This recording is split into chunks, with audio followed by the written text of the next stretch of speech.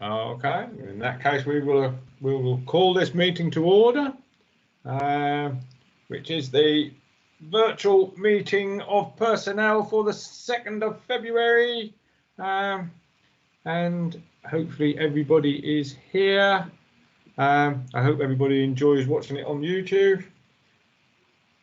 I can't wait until we actually trend on one of these things. Do they call it trend or whatever? You know, when we go viral, one of ours has got to go viral first. So I'm looking to Chris to try and sort that out.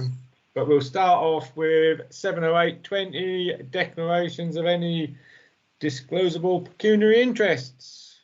Anybody got anything? No, thank you. No. Let me put my chat on so I can see if somebody says something.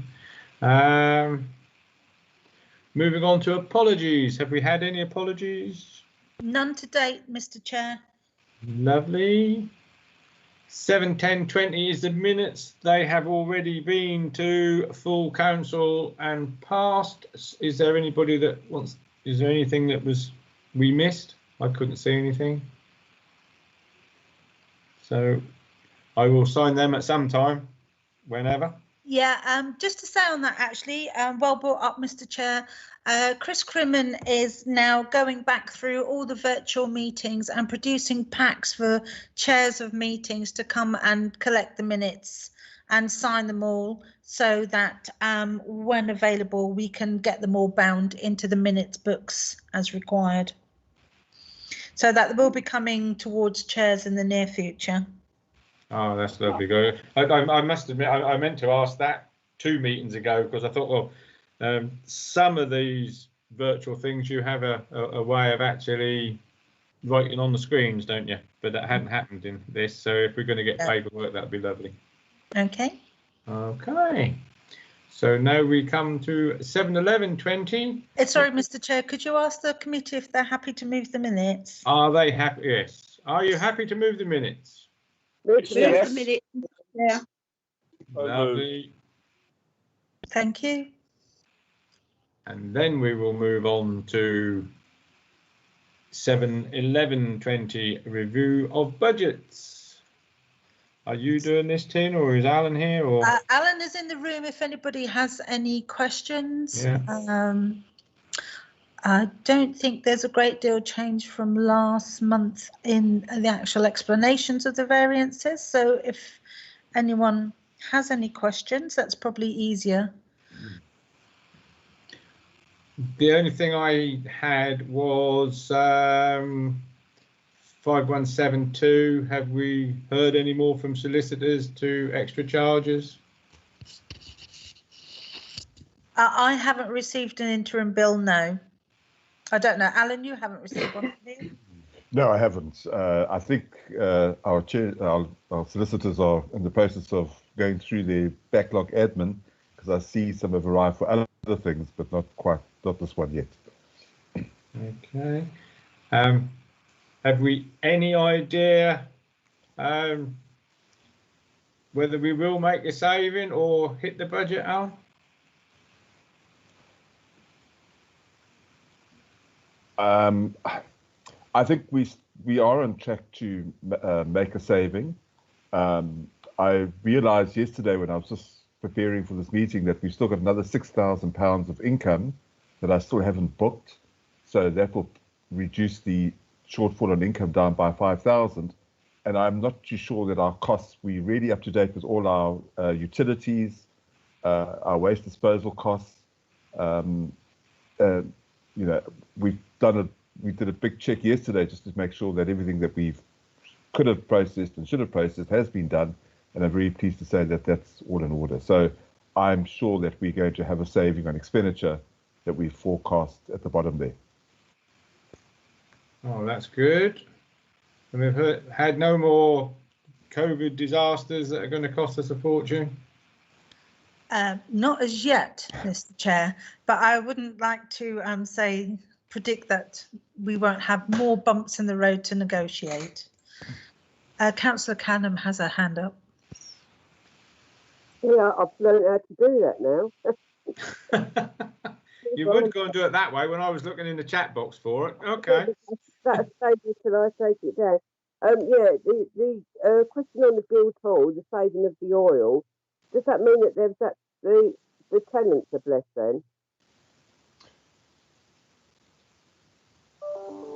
At the moment, we have no tenants in the Guildhall. They vacated the Guildhall, I think, in September last year. Oh, okay. So yeah, that's fine. So we will add some rental space once we can open up again. Correct. And we're saving on oil because it's freezing in there. It is. Always helps with tenants when you can get in and out the door. But when the doors are all blocked up, that normally stops them. Yes. Right. Any more questions from anybody on the budgets? No? So you happy to note the budget? Yeah. Is everybody happy to note? Yes, to note the Yes. budget. Lovely. Great. Then we'll move on to 7/12/20 training update. There is some attached paperwork. Yes, so I've put it on the screen, page 1 and page 2. So there is some new ones coming up. Chris Crimmins is going on an agendas course tomorrow, that must be, was it, or Thursday? And also we're the SMT are looking at a new council-driven meetings, agendas and minutes workflow package. We're just being shown it on Wednesday to see if that would be of advantage to us as a council. So we're having a look at that. And I think you've seen these ones before.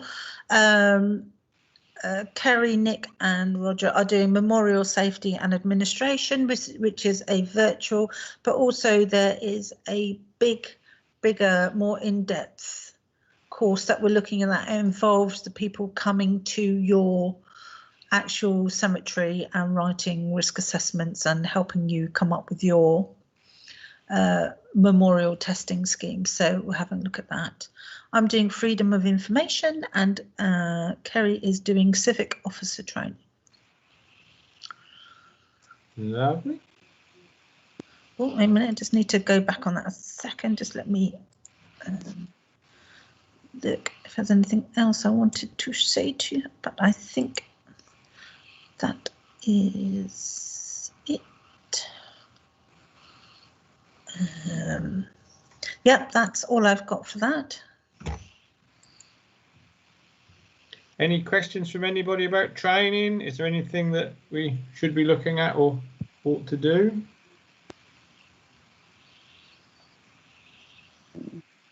Brenda's obviously had her training because she can put her hand up and down now. So we've actually got it cracked.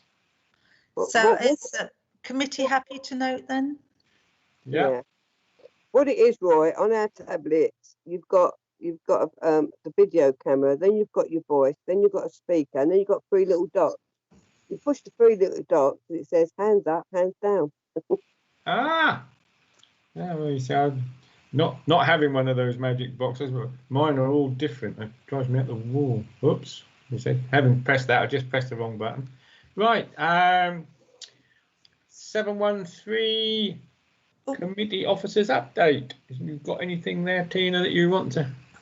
Yes, I've been contacted by the Eastern Multi Academy Trust, which is the organisation that looks after several of the primary schools in the town, and they've approached us because we have within the Guildhall Heritage Hub an education part of the project, which they were our partners on anyway, and part of that is to deliver educational materials and to set up like videos and assemblies and things like that, which normally we would have done physically. However, as you're probably aware from the press and your involvements with the schools, is that they're having to deliver a a significant amount of online content to children every day. So what they've asked is if we can bring forward that part of the project, have a look at it, and if there is any deliverables that we could produce digitally, sort of like within good time, so that could help them provide online educational materials for our school children. So I've been working with our partners, our project partners, and talking to the National Heritage Lottery Fund to ask if there is leeway within the project for us to be able to do that. So some of that is that, you know, we could, you know, revive our heritage trail, and we could link educational materials to points on the map so that we could then produce the materials to go with that. And then there's a route for the school children to go around and do educational learning. So there's quite a good few things that we could potentially produce within good time. So I've got further meetings with both EMAT and people who do all this kind of online educational stuff to see what's possible, and also be looking at standing up our heritage officer, which is funded by the NHLF. If I can justify to them that we have enough work for them to do without the events. So that's kind of what I'm working on at the moment with that, and we'll discuss that later in the meeting. When we do all of these type of things, I'm just wondering, you know me and things that are high tech. I'm not really the best at it, but I'm just wondering, will we be able to store some of this digital information? It seems to me that if we're going to do that, you know, to educate school children and various others, that would be awfully handy to have when we're up and running and the Guildhall is open. You know, they would be the sort of slideshows or film things that we could actually run, you know, for everybody to get a little bit more knowledge about what's happening. It just seems something that should be kept. Absolutely, and this is actually what the Heritage Officer would be doing within the project, is they would manage that. What the education people are asking us to do is to adapt what the materials, the format that they're in, that we were going to produce, and to bring it forward, because although the Guildhall isn't open, they're asking us if we can bring forward the online content to meet what is a very localized need actually for us. Although it's all over the country, we know that in particular we could help our local schools. So definitely is the answer.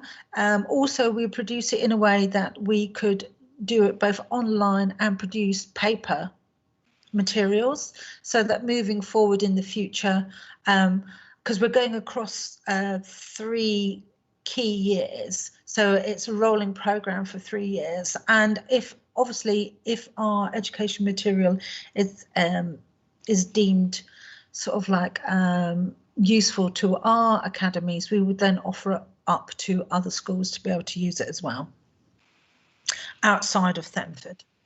Lovely. So it's like I say, we're at the very beginning of it. We're a week in. We've all been having chats, going away, finding out what our resources and our capabilities are. And then I've got in fact, I've got 3 meetings this week with different people related to that, to see what we can actually pull together. That's absolutely super. I was watching television. You know, that's that funny thing in the corner that never seems to go off 24/7 these days. And they were talking on there about families who are doing jigsaw puzzles and that sort of thing, you know, and some people were owning up to the fact that, you know, they did actually sit and do jigsaw puzzles.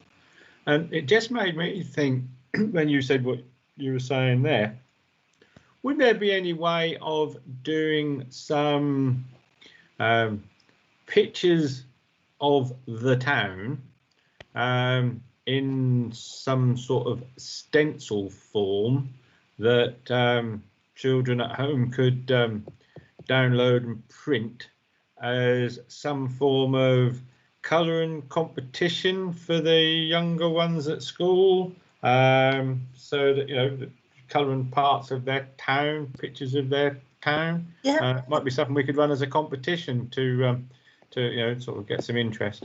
Yep, definitely. I mean, happy to take forward any, because it's not just about the need now, it'll be about the need for the Guildhall moving forward. So, you know, we're going to be looking at sort of new ideas and new family packs and things like that for people to be doing, as well as the educational. So yeah, absolutely, definitely. You know, we're looking at QR coding places around the town so that people can download and listen to audios as well. So I mean, it's all in the mix, but it's all very new, so I can't really report on anything definite at the moment. But hopefully by sort of like maybe by full council even I'll have a fuller idea of what we can actually be getting on with. Oh, lovely. Has anyone else any questions on that? No, Mr. Chairman, but I have noticed that a lot of places now doing like visual tours. So you actually, like, for somebody that's never been in the small court, for example, you're doing a visual tour, and you're sort of like saying to the children, this is where the judge used to sit, and in the big court, that was when you went to a higher judge, and in the old days, you know, I always say Cain and Abel. I know it's not Cain and Abel. Open cable. Yeah. You know, so you're doing like a visual. I think that the one that I was going in for, and I don't know why I didn't watch it, the church in Barcelona, and the other one is the old King's Palaces. So you know, they're like a visual tour, so children are learning by watching something. Yeah. But you just make it interesting, and as you say, you can have little pictures what they can colour in for really young ones. Yeah. It is all that sort of thing. Yeah. Yeah, I mean, it's all possible and all great ideas, but currently I'm just trying to slim it down to the educational materials that the schools would need, so that we can focus on that in the first instance to meet the current need, and then we would expand onto the other ideas. But definitely, you know, virtual tours is you know, something I think that we'd definitely be able to do. Oh, sounds good. Okay. Anyone else? People do it from at school, don't they?